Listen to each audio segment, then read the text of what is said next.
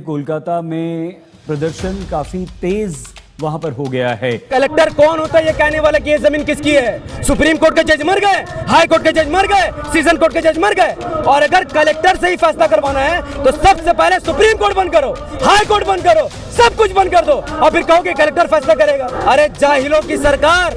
मैं बीजेपी के लोगों से कहता हूँ, हर वो मंत्री को मैं जाहिल कहता हूँ जो कहता है कि वक़्फ़ के बाद 10 लाख करोड़। अरे भाई 4 राज्यों में हिंदू मंदिरों के पास 12 लाख एकड़ जमीन है, 12 लाख एकड़। चाइना जमीन कब खाली करेगा? लोग इसी में उलझ जाए, ये मुसलमानों की जमीन, ये हिंदू की जमीन।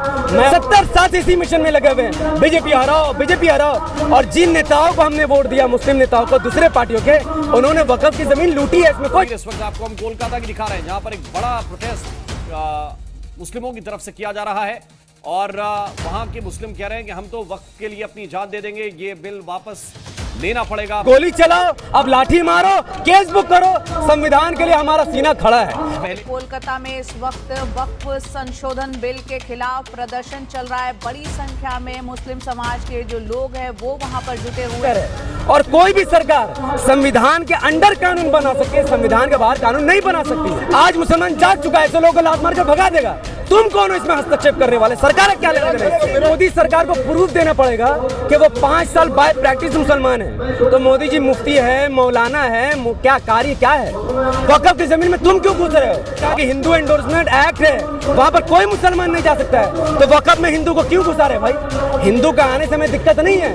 अगर 10 लाख एकड़ जमीन की सुरक्षा के लिए अब 2 हिंदू घुसा रहे हैं, तो 12 लाख एकड़ जमीन की सुरक्षा के लिए सब मंदिर में घुसा दो मुसलमानों को, हटाओ वहां से पुजारी को, तो उनके आपको परवाह है ना? 70 साल से सब लूट रहा था, तो बीजेपी भी हाथ फैला के चले, भैया मुसलमानों के भीख थोड़ा हमें भी दे दो। मैं कहता हूँ कि बीजेपी लूट लो वक़्फ़ की जमीन को, सब लूट रहा, तुम भी लूटो।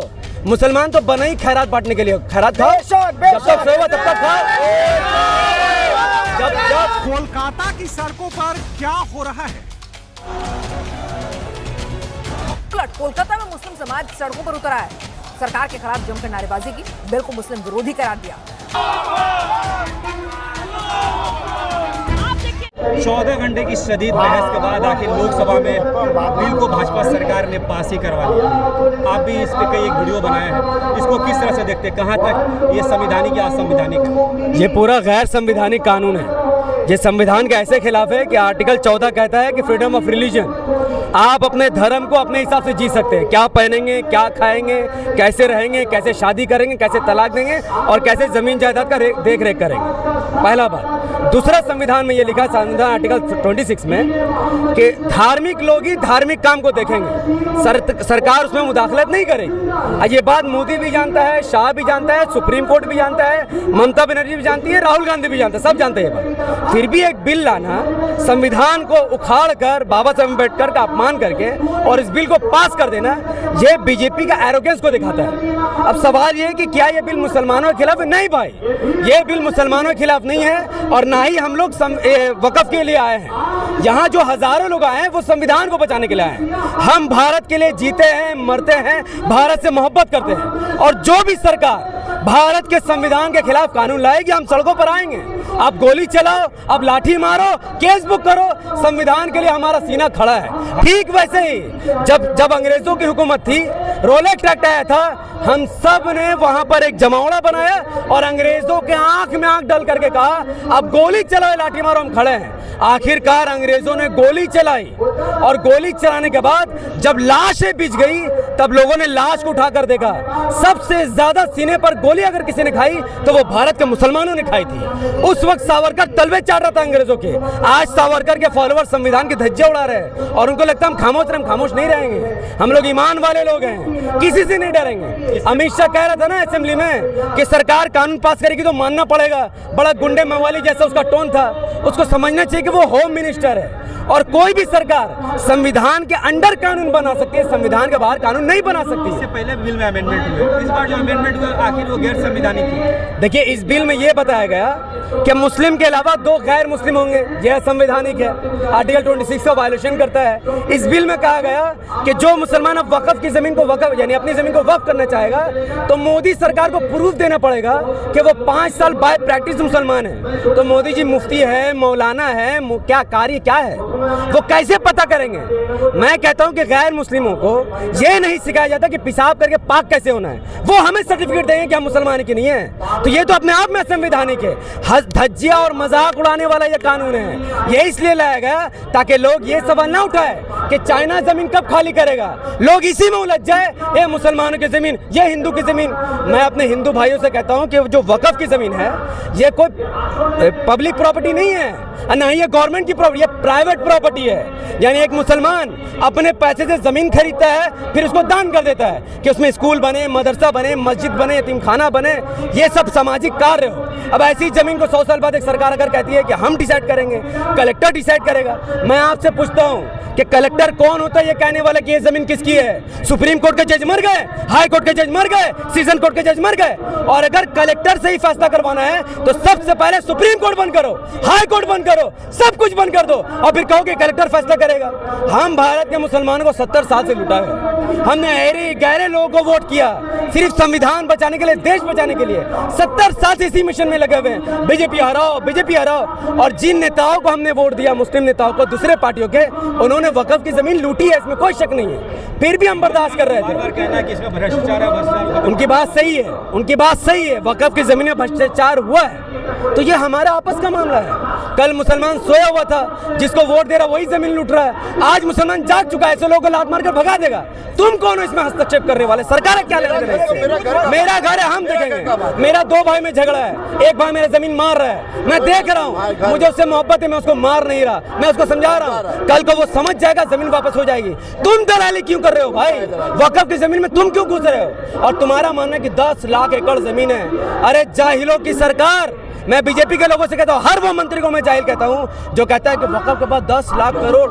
अरे भाई, 4 राज्यों में हिंदू मंदिरों के पास 12 लाख एकड़ जमीन है, 12 लाख एकड़ जमीन समझिए, यहाँ 10 लाख एकड़ जमीन, वहाँ 12 लाख एकड़, सिर्फ 4 राज्यों में। पूरे इंडिया में मिलाइएगा तो 20 लाख क्रॉस हो जाएगा। तो आपने वहाँ कानून नहीं बनाया, आपने कहा कि हिंदू एंडोर्समेंट एक्ट है, वहाँ पर कोई मुसलमान नहीं जा सकता है, तो वक्फ में हिंदू को क्यों घुसा रहे भाई?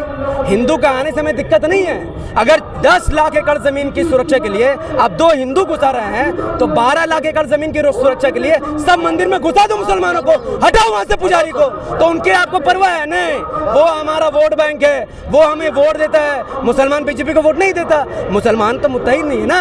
अगर मुसलमान मुत्तहिद होते, एक पार्टी के झंडे तले आते, तो आज भारत में मुसलमानों के लिए 60 MP, 400 विधायक, 20,000 कॉर्पोरेटर्स होते हैं। तो आप बताइए, जिस पार्टी का अगर मुसलमानों की ऐसी पार्टी होती और उनके 60 सांसद होते, तो क्या मोदी जी की फटती नहीं बिल लाने में? नहीं फटती, वो बिल नहीं लाते। वो जानते हैं कि जिनको वोट दे रहा वो भी चोर, हम भी चोर। 70 साल से सबने लूटा, तो बीजेपी क्यों पीछे रहे? तो सिर्फ बीजेपी को गलती मत दीजिए। 70 साल से सब लूट रहा था, तो बीजेपी भी हाथ फैला के चले, भैया मुसलमानों के भीख थोड़ा हमें भी दे दो, तो लूट लो। मुसलमान कब तक? भाई मैं कहता हूँ कि बीजेपी लूट लो वक्फ की जमीन को, सब लूट रहा, तुम भी लूटो।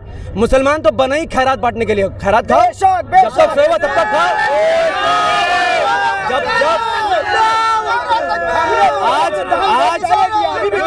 आज देखिए, आज उनके पास नंबर गेम है, अभी भी देंगे। 240 बेचारे के पास सीट है, 34 बैसाखी वाला सीट है। नीतीश बाबू एक बैसाखी है टीडीपी के अध्यक्ष नायडू।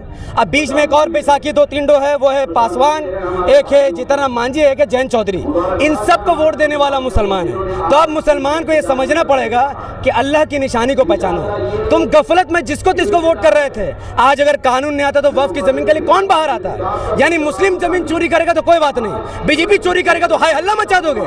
तो आज वक्त आ गया है कि इस कानून को भी वापस कराने के लिए हम जद्दोजहद करें, और साथ ही ये जमीन मुसलमानों के हाथ में आए, और ऐसा नेता हम चुनकर भेजाए जो इस जमीन की हिफाजत करे, ना कि हरामखोरी करके उसके ऊपर बैठ जाए। बिहार के मुसलमानों ने नीतीश कुमार पे काफी भरोसा किया था, लेकिन जब बिल पास हो रहा था तो मुसलमानों ने देख लिया। कल से आज तक 3 नेता जो जेडीयू के थे, उन्होंने रिजाइन कर दिया। तो मुस्लिम की सोच को क्या कुछ कहना चाहेंगे? नहीं, देखिए, मुस्लिम का सोच मैं क्या ही कहूँगा कि ये तो एक जाहिल कौम है।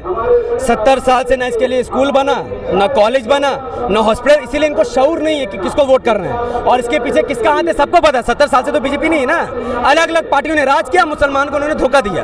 अब बात रहा कि नीतीश कुमार का क्या होगा। मोदी जी ने देखिए छक्का मार दिया। उन्होंने देखा कि नीतीश कुमार को मुस्लिम वोट करता है, वक्फ बिल लाकर सपोर्ट दिलवा दो, नीतीश कुमार की पार्टी खत्म। जयंत चौधरी को मुस्लिम वोट करता है, वक्फ बिल का समर्थन करवा दो, जयंत चौधरी की पार्टी खत्म। चिराग पासवान को मुस्लिम वोट करता है, वक्फ बिल का समर्थन करवा दो, चिराग पासवान खत्म। अब देश में दो ही पार्टी बचेगी, एक वो जो वक्फ बिल के समर्थन में बीजेपी को वोट डालेगी, एक वो जो वक्फ बिल के खिलाफ खड़े होकर मुसलमानों से वोट डालेगा। तो देश में रीजनल पार्टी खत्म होने वाली है। यही प्लान मोदी जी का। भाई तो तुम बेवकूफ हो ना, क्यों जा रहे हो मोदी के पास? तुमको पता है कि मोदी छोटी छोटी पार्टी को खा जाता है, तो जरा जरा मंत्री पद के लिए मुसलमानों को वोट उनको धोखा देना कहां तक सही है? तो मुसलमानों को समझना पड़ेगा, गैर कौम पर भरोसा मत करो।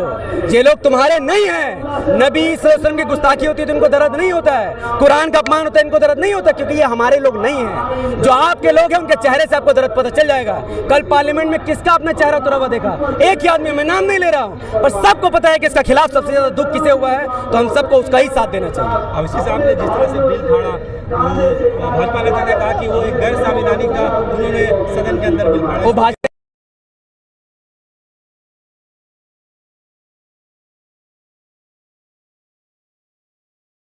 बिल आएगा तो वो सीधा फाड़ के मुंह में फेंक देंगे और कोई कुछ नहीं कर सकेगा। अगर कोई कुछ करेगा तो भारत में ऐसा ज़लज़ला आएगा कि बंगाल में लोग उतरेंगे और दिल्ली का असेंबली हिल जाएगा। आज के इस एहतजाज से लोगों को क्या संदेश देना चाहिए? देखिए, इस रोड ब्लॉक करने से मैं फिर कहता हूं कि बिल वापस नहीं होगा। सब समझ लिए इस तरह, ये सब सिस्टम से चलता है। अब रोड ब्लॉक कीजिए, पूरा इंडिया जाम कर दीजिए, गोली चलेगा, फसाद होगा, पर बिल वापस नहीं होगा। बिल वापस करने का एक तरीका है, एक तरीका तो यह है कि जिस पार्टी को अपने वोट, जैसे हम लोग बंगाल में टीएमसी को हम मुसलमानों ने वोट किया, तो ममता बनर्जी को चाहिए कि असेंबली में रेजोल्यूशन पास करे और कहे कि भैया ये गैर संवैधानिक है, इस बिल को हम यहां पर लागू नहीं करें। एक बात।